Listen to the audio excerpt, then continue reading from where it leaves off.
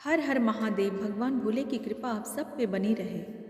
आज के इस वीडियो में महाशिवरात्रि का शुभ मुहूर्त आप जानेंगे और शुभ मुहूर्त जानने के बाद महाशिवरात्रि व्रत का पावन कथा भी सुनेंगे, तो वीडियो में अंत तक बने रहें।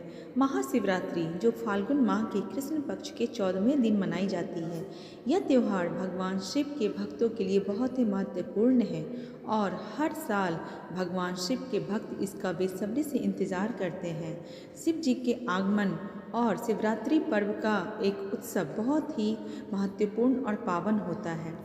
इस साल 2024 में महाशिवरात्रि कब है?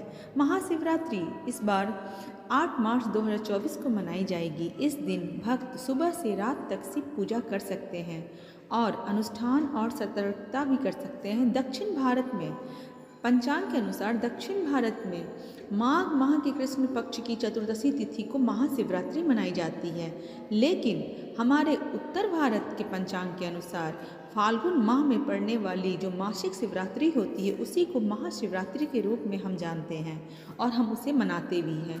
तो इस साल भक्तों पंचांग के अनुसार फाल्गुन माह की कृष्ण पक्ष की चतुर्थी 8 मार्च 2024 को रात 9:57 शुरू होगी और 9 मार्च 2024 को शाम को 6:17 पर समाप्त होगी। चूँकि शिवरात्रि पूजा रात के दौरान ही की जाती है, इसलिए सूर्योदय का समय आवश्यक नहीं है। इसका निशिता काल का मुहूर्त मध्य रात्रि 12:07 से 12:55 तक है 9 मार्च को। और इसमें जैसा कि हम सब जानते हैं, शिव जी की पूजा का चारों प्रहर की पूजा बहुत ही महत्वपूर्ण होता है। और तो इसमें प्रथम प्रहर का पूजा का समय है शाम 6:25 से रात्रि 9:28 तक। द्वितीय प्रहर की पूजा का समय है रात 9:28 से सुबह 12:31 तक, जो 9 मार्च को। तृतीय प्रहर की पूजा का समय है प्रातःकाल 12:31 से 3:34 तक और चौथे प्रहर की पूजा का समय है प्रातःकाल 3:34 से सुबह 6:37 तक। और यह व्रत करने के बाद आप इसके पारण का भी समय ध्यान से सुन लें। यह पारण का समय है सुबह 6:37 से दोपहर 3:28 के बीच पारण जरूर कर लें। भगवान भोले की इस तरह पूजा करने पे चारों प्रहर की पूजा से भगवान शिव बहुत ही प्रसन्न होते हैं और आप सब भक्तों की मनोकामना पूर्ण होगी। बाबा बैद्यनाथ की कृपा सदा आप पे बनी रहेगी। व्रत का संपूर्ण कथा जरूर सुनें। ओम नमः शिवाय। महाशिवरात्रि के इस पावन अवसर पे भगवान भोलेनाथ आप सब की मनोकामनाओं को पूरी करें। बाबा बैद्यनाथ के चरणों में मेरा कोटि कोटि प्रणाम। आज की इस वीडियो में महाशिवरात्रि पूजन की एक पौराणिक व्रत कथा मैं लेके आई हूँ। इस कथा के अनुसार एक बार चित्रभानु नामक एक शिकारी था जो पशुओं की हत्या करके वह अपने कुटुंब को पालता था। वह एक साहूकार का ऋणी था, लेकिन ऋण समय पर न चुकाने पर वह क्रोधित साहूकार ने उसको शिव मठ में बंदी बना लिया। संजोग से उसी दिन शिवरात्रि था। बंदी रहते हुए शिकारी मठ में शिव संबंधी धार्मिक बातें सुनाता रहा। वही उसने शिवरात्रि की व्रत की कथा भी सुनी। संध्या होने पे साहूकार ने उसे बुलाया और ऋण चुकाने के लिए पूछा, तो शिकारी अगले दिन सारा ऋण लौटा देने का वचन दिया। साहूकार ने उसकी बात मान ली और उसे छोड़ दिया। शिकारी जंगल में शिकार के लिए निकला, लेकिन दिन भर बंदी गृह में रहने के कारण भूख प्यास से वह व्याकुल था। सूर्यास्त होने पर वह एक जलाशय के समीप गया और वहाँ एक घाट के किनारे एक पेड़ पे थोड़ा सा जल पीने के लिए चढ़ गया, क्योंकि उसे पूरी उम्मीद थी कि कोई न कोई जानवर अपनी प्यास बुझाने के लिए यहाँ जरूर आएगा। वह पेड़ बेलपत्र का था। उसी पेड़ के नीचे एक शिवलिंग था जो सूखे बेलपत्रों से ढके होने के कारण दिखाई नहीं दे रहा था। शिकारी को उसका पता न चला। भूख और प्यास से थका हुआ मचान पर बैठ गया। मचान बनाते समय उसने जो टहनियाँ तोड़ी वह संजोग से शिवलिंग पे गिरी। इस प्रकार दिन भर भूखे प्यासे शिकारी का व्रत भी हो गया और शिवलिंग पे बेलपत्र भी चढ़ गया।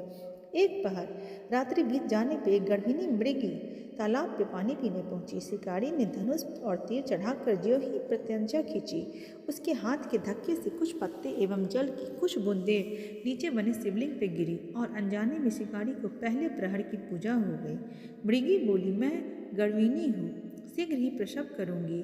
तुम एक साथ 2 जीवों की हत्या करोगे, जो ठीक नहीं है। मैं बच्चे को जन्म देकर शीघ्र ही तुम्हारे समक्ष प्रस्तुत हो जाऊंगी, तब मुझे मार लेना। शिकारी ने प्रत्यांचा ढीली कर दी और मृगी जंगली झाड़ियों में लुप्त हो गई। कुछ ही देर बाद एक और मृगी उधर से निकली। शिकारी की प्रसन्नता का ठिकाना न रहा। समीप आने पर उसने धनुष और बाण चढ़ाया। कुछ बेलपत्र नीचे शिवलिंग पे जा गिरे और अनायास ही शिकारी के दूसरे प्रहर की पूजा भी संपन्न हो गई। तब उसे देख मृगी ने विनम्रतापूर्वक निवेदन किया कि मैं थोड़ी देर पहले ऋतु से निवृत्त हुई हूँ, कामातुर वीराहिनी हूँ, अपने प्रिय की खोज में भटक रही हूँ। मैं अपने पति से मिलकर शीघ्र ही तुम्हारे पास आ जाऊंगी। शिकारी ने उसे भी जाने दिया। 2 बार शिकार को खोकर वो चिंता में पड़ गया। रात्रि का आखिरी पहर बीत रहा था। तभी एक अन्य मृगी अपने बच्चों के साथ उधर से निकली। शिकारी धनुष पर तीर चढ़ाकर छोड़ने ही वाला था कि मृगी बोली, मैं इन बच्चों को इनके पिता के हवाले करके लौट आऊंगी। इस समय मुझे मत मारो। शिकारी हंसा और बोला, सामने आए शिकार को छोड़ दूं? मैं ऐसा मूर्ख नहीं। इससे पहले मैं 2 बार अपना शिकार खो चुका हूँ। मेरे बच्चे भूखे प्यासे तड़प रहे होंगे। उत्तर में मृगी ने फिर कहा, जैसे तुम्हें अपने बच्चों की ममता सता रही है, ठीक वैसे ही मुझे भी इनकी फिक्र है। इसलिए सिर्फ बच्चों के नाम पर मैं थोड़ी देर के लिए जीवन दान मांग रही हूँ। मेरा विश्वास करो, मैं इन्हें इनके पिता के पास छोड़कर तुरंत लौटने की प्रतिज्ञा करती हूँ। मृगी का दीन स्वर सुनकर शिकारी को उस पर दया आ गई। उसने उसे भी छोड़ दिया और मृगी को जाने दिया। शिकार के अभाव में बेल वृक्ष पर बैठा शिकारी बेलपत्र तोड़ तोड़ कर नीचे फेंकता जा रहा था। उसकी तीसरी प्रहर की पूजा भी स्वतः ही संपन्न हो गई। फिर से एक हृष्ट पुष्ट मृग उसी रास्ते पर आया। शिकारी ने सोच लिया कि इसका शिकार वो अवश्य करेगा। शिकारी की तनी प्रत्यांचा देखकर मृग विनीत स्वर में बोला, भाई, यदि तुमने मुझसे पूर्व आने वाले 3 मृगियों तथा छोटे छोटे बच्चों को मार डाला है तो मुझे भी मारने में विलंब न करो, ताकि मुझे उनको वियोग में एक क्षण भी दुख न सहना पड़े। मैं उन्हीं मृगियों का पति हूँ। यदि तुमने उन्हें जीवन दान दे दिया है तो मुझे भी कुछ क्षण का जीवन देने की कृपा करो। मैं उनसे मिलकर तुम्हारे समक्ष उपस्थित हो जाऊंगा। मृग की यह बात सुनकर शिकारी ने सारी कथा मृग को सुना दी। तब मृग ने कहा, मेरी तीनों पत्नियां जिस प्रकार प्रतिज्ञाबद्ध होकर हो गई है, वह मेरी मृत्यु से अपने धर्म का पालन नहीं कर पाएगी। अतः जैसे तुमने उन्हें विश्वास पात्र मानकर छोड़ा, वैसे ही मुझे भी जाने दो। मैं उन सब के साथ तुम्हारे सामने शीघ्र ही उपस्थित हो जाऊंगा। उपवास, रात्रि जागरण तथा शिवलिंग पर बेलपत्र चढ़ने से शिकारी का हिंसक हृदय निर्मल हो गया था। उसमें भगवत शक्ति का वास हो गया था। उसके हाथ से धनुष तथा बाण छूट गया और उसने मृग को जाने दिया। थोड़ी ही देर बाद वह मृग सब परिवार शिकारी के समक्ष उपस्थित हो गया ताकि वह उनका शिकार कर सके। किंतु जंगली पशुओं की ऐसी सत्यता, सात्विकता एवं सामूहिक प्रेम भावना देखकर शिकारी को बड़ी गलानी हो गई। उसे अपने किए का बहुत पश्चाताप हुआ। उसके नेत्रों में आंसुओं की झड़ी लग गई। उस मृग परिवार को न मारकर शिकारी ने अपने कठोर हृदय को जीव हिंसा से हटा सदा के लिए कोमल और दयालु बना लिया। देवलोक से समस्त देव समाज में इस घटना को देख रहे थे। उसके ऐसा करने पे भगवान शंकर ने प्रसन्न होकर तत्काल उसे अपने दिव्य स्वरूप का दर्शन करवाया तथा उसे सुख समृद्धि का वरदान देकर गृह नाम प्रदान किया। ये वही गृह था जिससे के साथ भगवान श्री राम ने मित्रता की थी। इस प्रकार शिव जी ने अपने भक्तों को कभी निराश नहीं किया। इस प्रकार महाशिवरात्रि पूजन का ये पौराणिक कथा आज समाप्त होता है।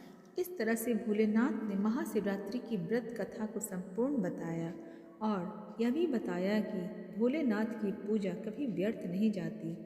भगवान भोलेनाथ की कृपा आप सब पे बनी रहे। ओम नमः पार्वती पते हर हर महादेव।